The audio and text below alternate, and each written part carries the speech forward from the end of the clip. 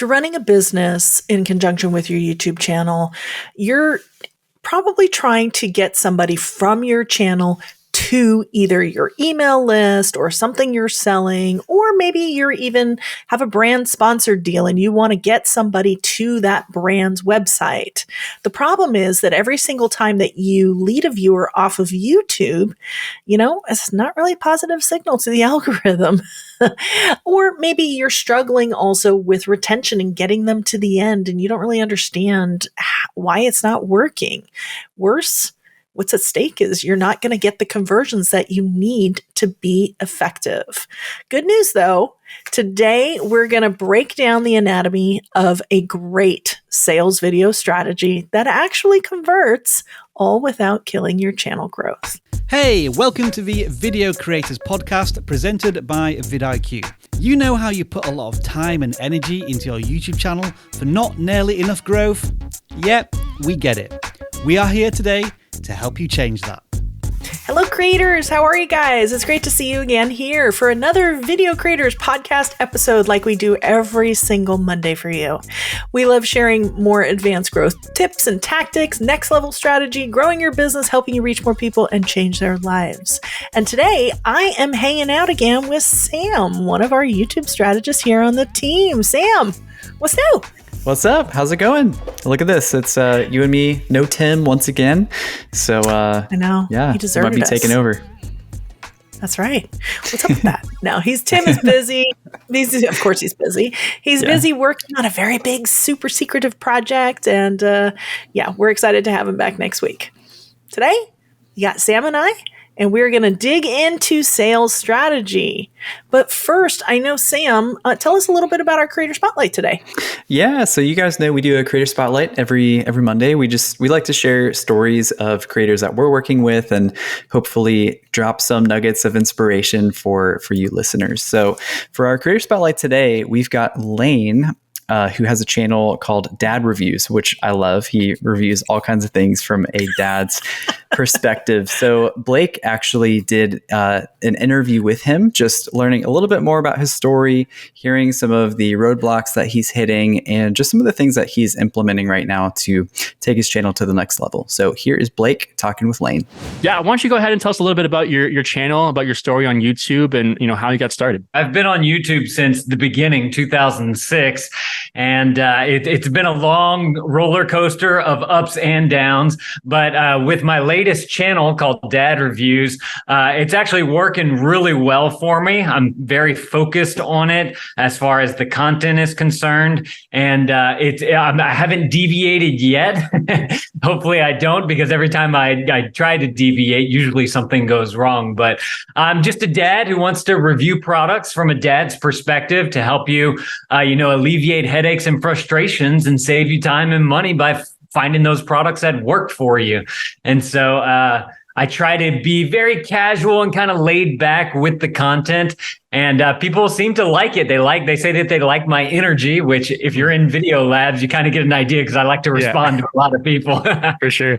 That's awesome. Great. Yeah. So what are some of the roadblocks, I guess, you've run into as a creator, and how have you kind of overcome those? Oh gosh. So I've done many different types of content over many different channels throughout my career as a creator. And I have run into pretty much anything and everything because I've been doing it for so long. And so, sometimes it's hard to push through those roadblocks, but you just have to have those one-on-one conversations with yourself mentally and know, okay, is this the right thing? And be able to make that decision, because I've made so many decisions that were the wrong decisions. But what really helped me is that I learned from the decision that I made, and I was able to move forward from there. And so now kind of one of my main focuses these days is to do courses. And I find that having other people there helps me to fine tune those decisions a little bit better. What are some of the key takeaways from Video Labs that you're going to be implementing on your channel moving forward?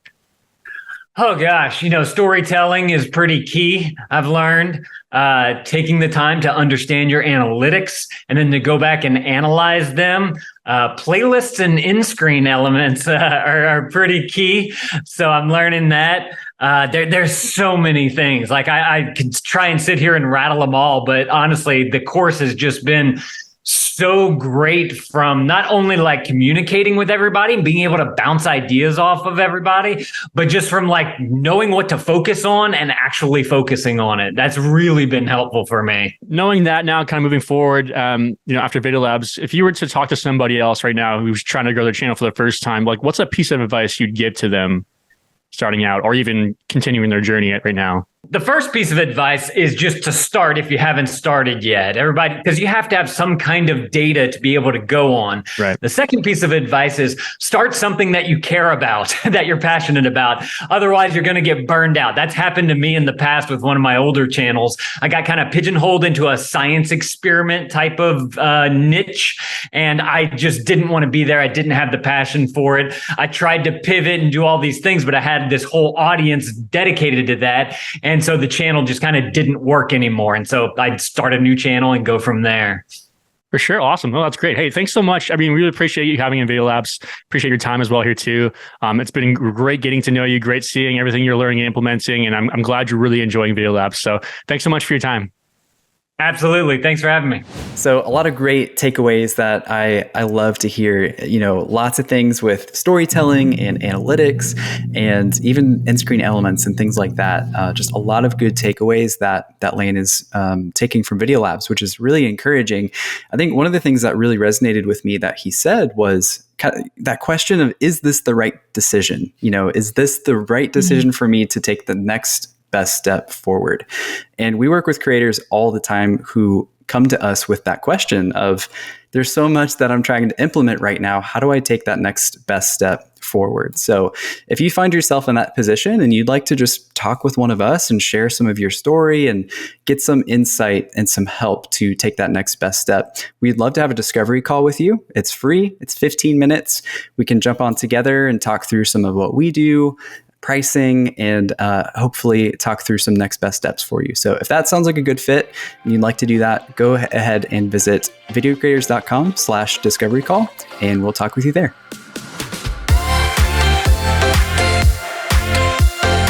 Sam, I thought today we would break down what makes a great sales video and kind of talk a little bit about how it differs from other types of videos like discoverable content and community content, and really kind of some tactical things to be aware of in your sales content strategy. When you think of a sales video, what are some of the things that really come top of mind to you? Yeah, for me, what first comes to mind if we're talking about a sales video, I think it's pretty obvious, is we're trying to sell something here. We're trying to get the viewer to take an action and do something.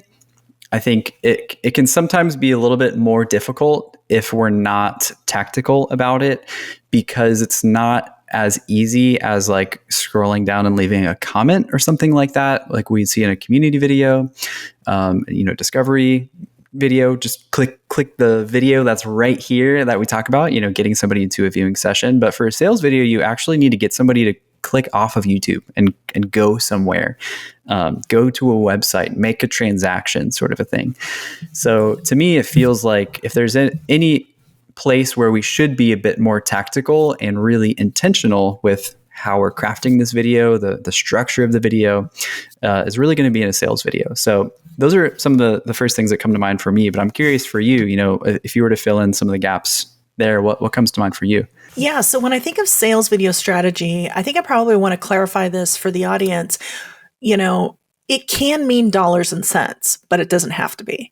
Like Sam said, it's literally taking somebody off the platform. You may not have something to actually sell them. But for us, we kind of think of our 3-bucket strategy, right? We have discoverable content where it's really about getting somebody to take an action to extend the view session. We've got community content where it's about growing the know, like, and trust factor. But with sales content, this is about being intentional here. And the intent is really to purposely take somebody off the platform. So in order to do that, what makes up a great sales video begins with our favorite nemesis. At least I like to think of it a little bit of as a nemesis, because we all need a bad character to fight, right? Yeah. There always needs to be a villain. There does. And so I think in most creators' cases, that would be title and thumbnail. We kind of need to come up with a name for the title and thumbnail. Yeah. I think nemesis here, because title and thumbnail is really, really important, especially in a sales video, because that is going to connect the viewer to the purpose of the story of the video, right? And then next, you want to actually tell a story that connects the viewer in a deep way to that. You're going to choose a topic that solves a problem or addresses a specific need, and then you're going to position whatever you are pitching, whatever your call to action is going to be. Notice I didn't necessarily say selling, because it's not necessarily about that.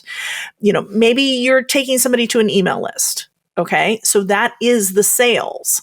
You're removing them from the platform, from the piece of content to your email list. Okay, so it's about positioning the value of what it is that you have to offer as the only solution to the problem or need that the viewer has, right?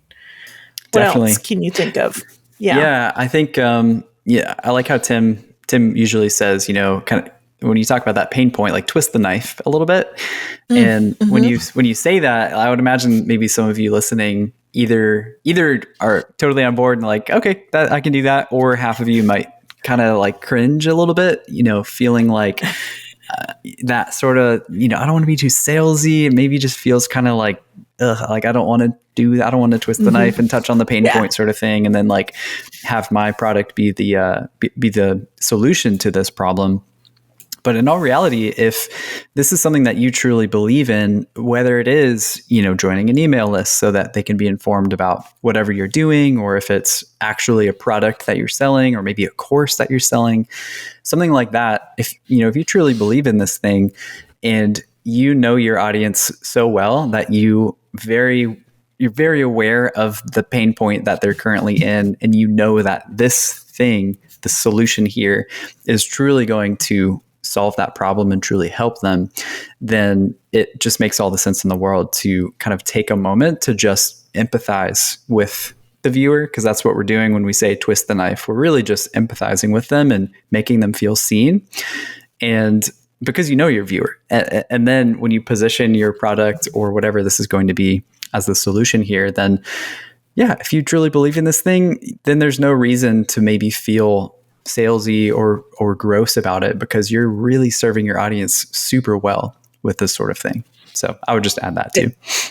I think that's a great point. I think, sales, you're helping, like you said, you're helping people, you're serving them.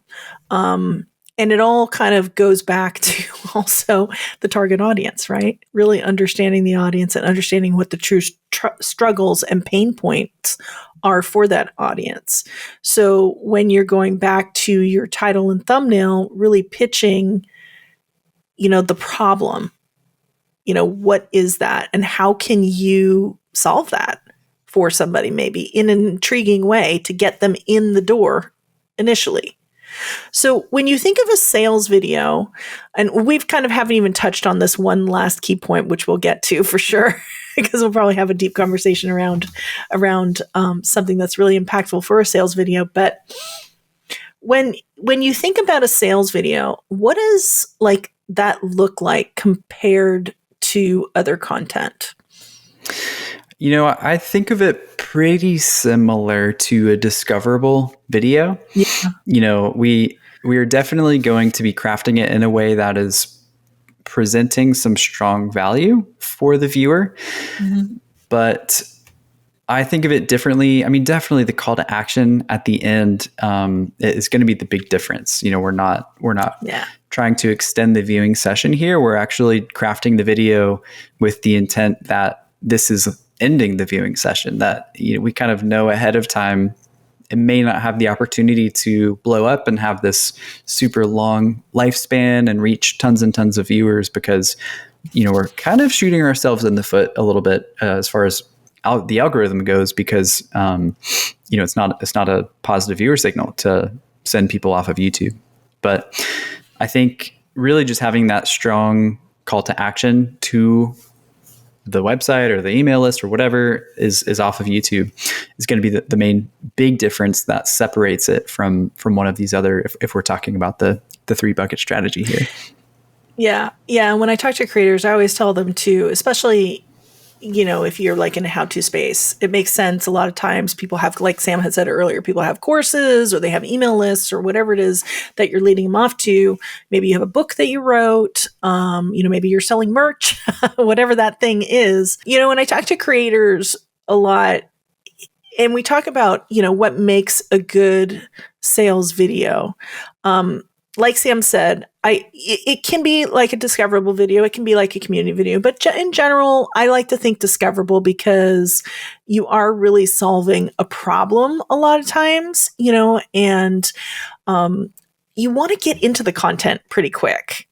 You don't want to delay that, because one of the things that can actually really hurt a sales video is not getting people to the end, which is where you're generally going to position your call to action. Now, I do want to clarify, though, you have a little bit more freedom in a sales video than you do, say, in a discoverable video. A discoverable video, generally the last 20 seconds, that's where you get an opportunity to place that call to action to watch more, right? But in a sales video, you're not tied to your audience necessarily clicking a link. Now, you can have a link, and that would be in those last 20 seconds, but your link can also be in the description below. And that can be your call to action, or you can actually visually spell out the name of the website that you want them to go to and verbally say it too. And because of that, you have the freedom to actually make an effective sales pitch to why you want them to take the action of leaving the platform, not just in the last 20 seconds. You could do it in the last minute of your video if you want. So I release you from feeling like it has to be in those last 20 seconds, because that is a mistake that I do see a lot of creators make. But let's talk a little bit about retention. What do you think, Sam? Yeah, retention is definitely going to matter in the sense that we want to absolutely get them to the call to action. If we have a really long, drawn out intro and it's just not, we're losing a lot of people by the time we get to the call to action, regardless of if it's the last 20 seconds of the video or halfway through the video. If we've lost our audience by that point, then it's not going to be as effective. So I'd be strategic there too. If you were to make maybe a longer sales video, 10 plus minutes long, maybe you want to give your call to action earlier on in the video and kind of be cognizant of that, because if you just wait until the 15-minute video, if you wait till the last 20 seconds, depending on how well you've kind of crafted this video and the video structure, the way it looks, if you've lost a lot of the people by the call to action, they're gonna miss the call to the sale. So that's definitely something to be aware of. Yeah, and what I don't want you to hear in what he said is 30 seconds in, 2 minutes in. Yeah. Because I know somebody just said, "Oh, okay, well, I'll just put it in the first third." Yeah, Sam said. Sam said. Sam gave me permission. Because you still have to think about it. You still want to get people, as it's best to have 30% of your audience get 80% into your video versus 80% get 30% into your video. So retention does matter in YouTube still surfacing this to your audience as well as to non-subscribers. So I think let's talk a little bit about some tactical things. That was definitely one for sure. But what's probably the biggest mistake you see in the hundreds of, consultations and action plan clients that you have worked with? What's the biggest mistake you've seen creators, especially ones that have a business, make in their content? That's a good question. I think the first thing that comes to mind that I do see a lot is that there are just too many call to actions. A lot of times it is, and then the sales call to action is sprinkled throughout the whole video. So usually it kind of just comes too early before they've even really pitched any value And it's just kind of like, hey, welcome back to the channel. I'm doing this special and I'm selling this thing. It's 25% off. Go buy it. And before you've even really had a chance to tell me why I should go buy it or why it solves this problem that you have or that I have, it's you're trying to sell me already. So that can be kind of distracting. It can just not really land quite as well. And then sometimes too, if there's the sales call to action, maybe in a good spot, maybe it's 3/4 of the way through the video, maybe it's at the last 20 seconds. I also see creators do the sales call to action and then, and if that's not for you, if you're not interested, leave me a like and leave me a subscribe and don't forget to leave a comment and, go to do this other thing. And you're it's just too many things and you're going to lose me there. So yeah, I would say really just being cognizant of the one call to action and just being clear with that. But maybe the bigger thing there is really make sure you're pitching the reward, you're pitching the value of this thing first before trying to make the sale. Yeah, that's a good point. And one of the things that I've seen a lot of creators do wrong is they do a sales call to action in every single video. And when you're turning, and I get it, because you're like, well, I have this great product that's going to be of service to everybody, and it's going to help them, sing better, or it's going to help them cook better, or it's going to help them, create art better, or whatever that thing is. If you're doing it in every single video, think about some of the things that we've said. Okay. It's a negative viewer signal to take somebody off the platform every single time. Okay. YouTube's goal is to keep people satisfied in as long a session as they possibly can and return to the platform and be happy the next time they come. So if you're constantly removing somebody in every single video, chances are you probably don't have a lot of views on those videos. And you probably are struggling to gain subscribers too. Now, you may have had the fluke that goes through because you told a good story and you got somebody to the end and you pitched the value, just like what Sam was saying, to why your thing is going to help somebody overcome something. But if you really look at it from a bigger picture, you're probably struggling a little bit. And that's because you're working against, I'm going to call him Alfred today.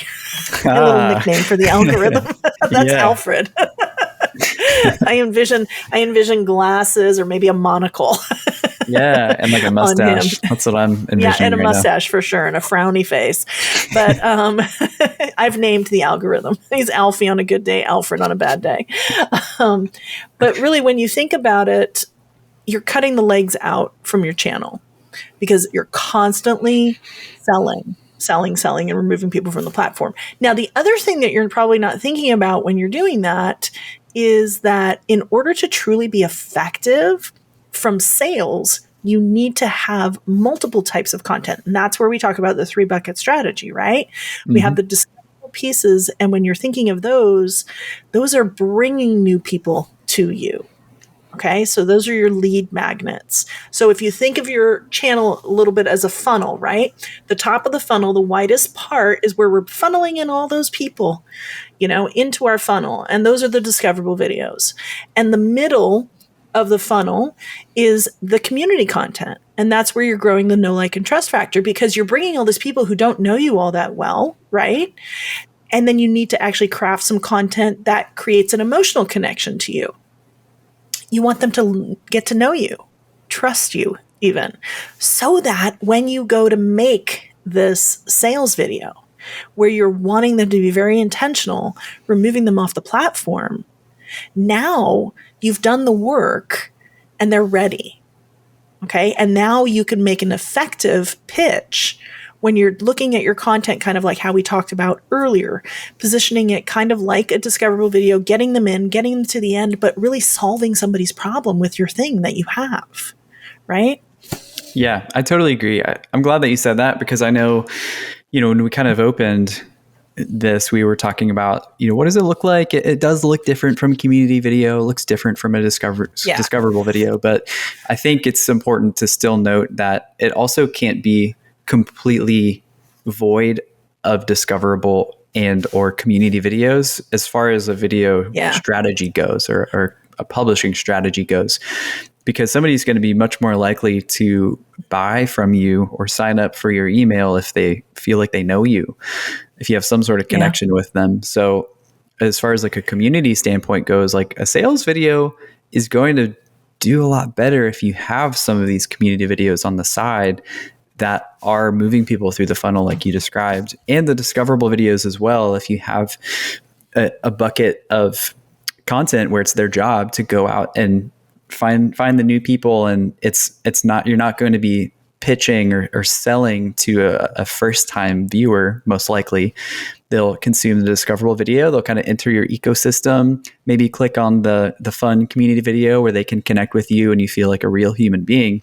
At that point, when they see that sales video where you're really practically solving a problem for them, they're going to feel much more ready to make a transaction versus if it's just in every single video sort of thing. Yeah. So, yeah. And plus, if you're just constantly selling and not doing the other two, then you're selling to the same people. Right. And after a while, you need more you need new people in order to sell too. Right.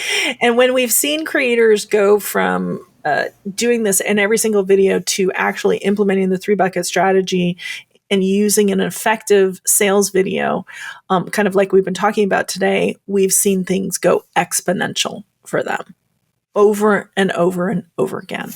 So let's talk. I'm just curious though, let's talk a little bit about storytelling, because I feel like that's a really great thing when it comes to sales, right? Do you have any thoughts on that at all? Yeah, I totally agree. I think if we just boil down storytelling, like what does it do? It creates an emotional connection with somebody, with a viewer, the person watching. Good point. And so if, storytelling has a place, I think in any type of bucket, just regardless, I think in any type of video, it's why we pay money to go to the movies and watch these movies, because it's a great story and we're connecting with it emotionally. And so if we're thinking about a sales video where we're trying to make a transaction, I think there's even more power when it comes to telling a great story and creating an emotional connection with the viewer. Because ultimately what happens as a viewer when you hear a good story is you imagine yourself as the character in the story. And so I think there are a couple things that can happen in a sales video with storytelling. I think one, the viewer is going to imagine themselves as the character in the story. And so if you're, practically crafting the video in this way where you're touching on the pain point and you're presenting this thing, this course, this product as the solution to the problem, then as they're imagining themselves in the scenario and imagining themselves fixing the problem by having this thing, that's a really powerful thing as a creator to be able to put your viewer in that place. They're going to be much more likely to make a conversion. But I think too, if you can connect with them in that way and maybe even tell, this is some primal branding, like we say, we sneak primal branding into every one of these podcasts because it's so important. But if you can share, maybe you're sharing your story of, I was here and struggled with X, Y, and Z. And it wasn't until I really figured out how to accomplish this thing with this. And it took me way too long. And that's why I've built this course, because I don't want you to struggle like I did. You can accomplish this thing in, 10 times the speed that I did, just kind of following that structure. Now you've shared bits of your backstory and now you're establishing trust with the viewer watching. So not only are you leading them along kind of a story structure, but they're also growing a connection with you, hearing your story as you empathize with where they're at and their story. So those are a couple thoughts. I'm curious if you have any more thoughts there. Yeah, no, I agree with everything that you said. I think that story is one of the most powerful ways to actually sell. And I think having people get emotionally vested in the struggle and the problem, the pain point, powerful is really the best word here. And your product, your thing that you have, whether it's, a free download to get them onto your email list or whatever the thing is that's going to help serve them that day, I guess really look at it can make an impact in their lives in some way. And storytelling is such a powerful tool for that. From a tactical side of it, though, one of the things that I would love to just offer you, Sam and I, full disclosure, we work with clients one-on-one, long-term, and we're in analytics all day long. And when I'm working with a client, and a lot of them are entrepreneurs and have businesses, sometimes 6-7-figure businesses, and sales strategy is very important. Even though they're very successful off the platform, they still want to move people from their YouTube channel where they're growing and they're wanting to become even more of an authority in their space. They want to move people eventually to a course or to an email list or whatever. So when I talk to them, it's really more about really being cognizant of what your retention rates are, not just maybe on the different types of content, because community content, I think you'll find a lot of times your retention graphs, they'll have like a downward slope a little bit more because you have a little bit more of a relaxed pace versus a discoverable video. We're really striving to get as many people to the end so that we can move them on. With sales content, be aware of what that looks like for you. So I encourage you to go into your back end, go into the studio and YouTube Studio and actually pull up your video on a video level. You can see this on the overview page of that video and look at your retention. I want you to scroll through to where your call to actions are. Now, this is specifically on your sales videos. Get a good idea of what your retention looks like normally at your call to action. Because remember, in a sales video, maybe you've already been doing this where your call to actions are a minute in. So that retention may look different than it would at the 22nd to the end. So you need to actually listen to where you're delivering that. And then just just be aware of what is your previous click-through rate to that. So if you have that specific link on the last screen, then YouTube forces you to actually put a video there as well. So you're going to have two elements. Okay, so you're going to go into the advanced tab. You're going to go into the video level, go to the advanced upper right-hand corner. It'll say advanced mode. I think it says, Sam, right? Or just advanced. I can't remember. I think it's advanced mode. Yeah, and click into that, and then in there, you have lots of options. Okay, there's a kind of like a sub menu, and all the way to the right, you'll see more. Click that and hit end screen. I'm really going by memory here. End screen element, right? You have end screen elements clicked, and clicks per end screen element. That's what you're looking for. And this way you can get an idea of how many people or what percentage are actually clicking your link to your product versus the video. Okay, because I guarantee you it's going to be a lot fewer than the video. But it's good for you to just be cognizant of what that is, because what I want you to do after listening to this, podcast or watching this on YouTube, I want you to then just start to improve that with each one. Okay, so that's what you're looking to do. And if you're maybe going with the strategy of link in the description, maybe figure out what your UTM strings are. And I know that just was probably a really big word for some people. Maybe it's not. If you have a business and you're used to doing all this, that you would do over in Google Analytics. And I wish I could give you more information on that, but you'd probably have to research that or YouTube it.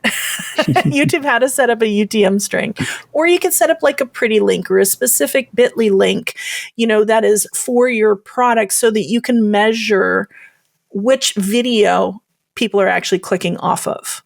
Because it's important to just be aware of where your traffic is coming from and how effective you are being in your videos. Make sense, Sam? Oh, yeah.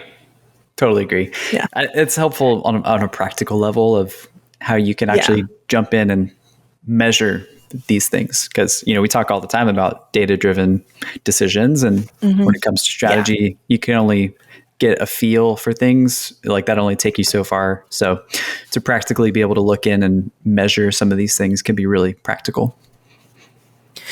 Yeah. And just try to beat yourself. There's no set number or anything like that. But when you're making sales, it's always good to know where they're coming from too. Chances are you probably have them coming from multiple places.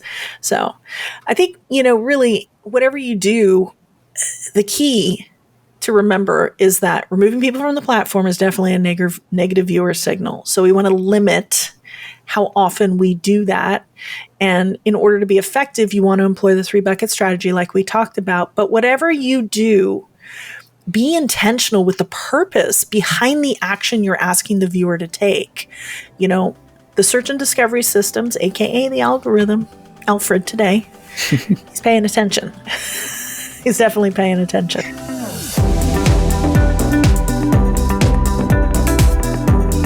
We always like to leave you with a power tip each week. And today we're going to talk about the YouTube Partner Program. There are some new terms on your back end in YouTube Studio if you haven't noticed. The key thing to remember is that if you are already in the Partner Program, you must accept the new terms by July 10th, or you will be removed from the current YouTube Partner Program. And when I say YouTube Partner Program, this is how everybody gets AdSense. They make money from ads. So starting February 1st, 2023, qualified channels that accept new Shorts monetization modules, they've now created 3 different modules, will now be able to earn money from ads that run in between those Shorts videos in the Shorts feed. The Shorts Fund is going away, and if you accept after the 1st of February, Shorts ads revenue will begin the day that you accept. Shorts creators that are not currently in the partner program will now be eligible to apply to the program if they have 1,000 subscribers and 10 million eligible Shorts views in the past 90 days. Every time I say that, it just sounds big. It's easy, right? Sounds easy, but we have seen, Shorts go so far, so fast.